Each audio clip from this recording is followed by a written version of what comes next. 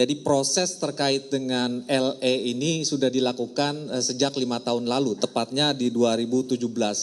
Jadi sejak 2017 sampai hari ini PPATK sudah menyampaikan hasil analisis sebanyak 12 hasil analisis kepada KPK.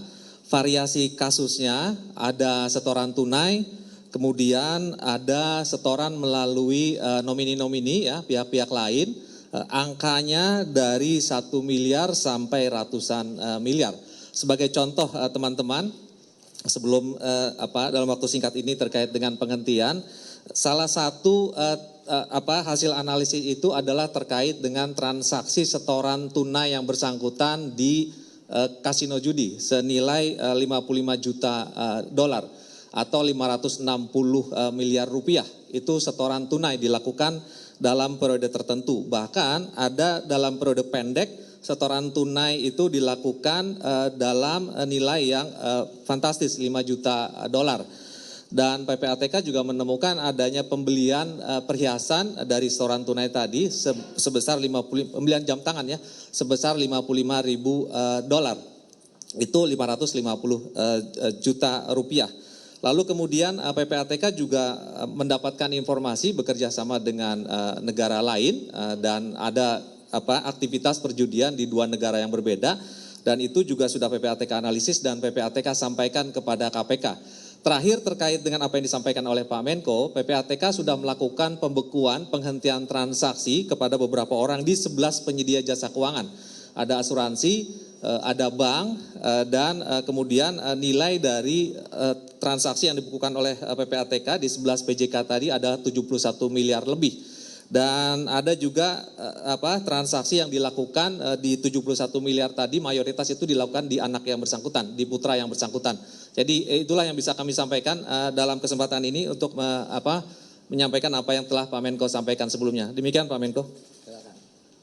Berikutnya, sini Pak. Berikutnya nih dari KPK Pak Alex Marwata atau Alex Marwoto sama aja saudara bacanya. Pokoknya nulisnya Marwata. Tergantung dari siapa yang baca gitu ya.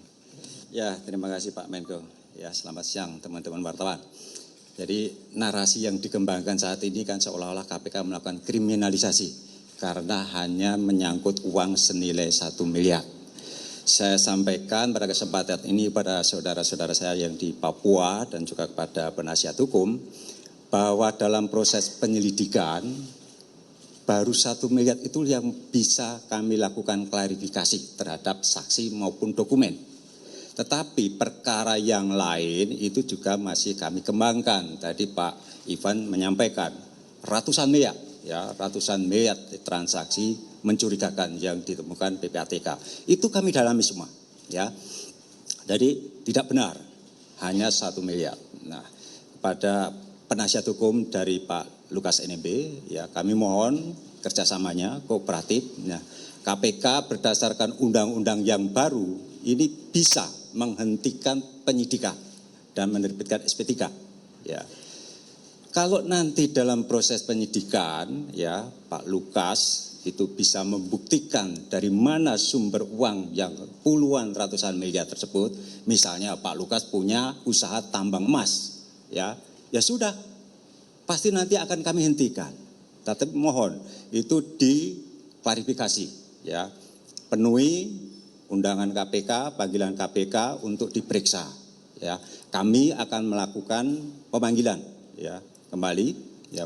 Mohon nanti Pak Lukas dan juga penasihat hukumnya untuk hadir di KPK, ataupun kalau misalnya Pak Lukas ingin diperiksa di Jayapura, kami juga mohon kerjasamanya agar juga masyarakat ditenangkan. Kami akan lakukan pemeriksaan secara profesional, kami menjunjung tinggi asas praduga tidak bersalah. Ya. Kalau nanti misalnya Pak Lukas ingin berobat, kami juga pasti akan memfasilitasi. Ya. Hak-hak tersangka akan kami hormati. Ya. Itu yang ingin kami sampaikan kepada Bapak Lukas NMB, kepada masyarakat Papua, dan juga penasihat hukum dari Bapak Lukas. Terima kasih Pak Menko. Baik, saudara sekalian, saya kira tidak perlu ada pertanyaan. Itu saja yang saya sampaikan. Besok kalau memang mau demo, demolah dengan tertib. Negara ini menjamin orang berdemo, tetapi kepada aparat yang di sana juga supaya menjaga keamanan dan ketertiban. Supaya ada penjelasan tentang masalah yang sebenarnya seperti yang kami sampaikan tadi. Itu? Kamu mau tanya apa? Pak, ini kan situasi di Jayapura tadi Bapak bilang Dibuka, enggak jelas. situasi di Jayapura kan tadi Bapak bilang nggak kondusif, ada perlawanan dari Pak dia dari Kompas TV. Tadi Bapak bilang kan situasi di Jayapura sedang tidak kondusif, ada perlawanan dari pihak Lukas NMB. Nah, Maki itu memberikan masukan kepada KPK untuk melibatkan aparat hukum yang lain seperti misalnya polisi, TNI. Nah, apakah itu Bapak menilai urgent juga untuk dilakukan? Dan kepada Pak Alex, kapan lagi Pak rencana pemanggilan Pak Lukas nanti? Ya. KPK, terima kasih. Oke lah, yang itu sudah kita lakukan tuh koordinasi. Apalagi kamu? Koordinasi lintas aparat itu sudah dilakukan. Ini koordinasi lintas aparat nih tadi nih. Apa? Buka. Dari mana? MNC.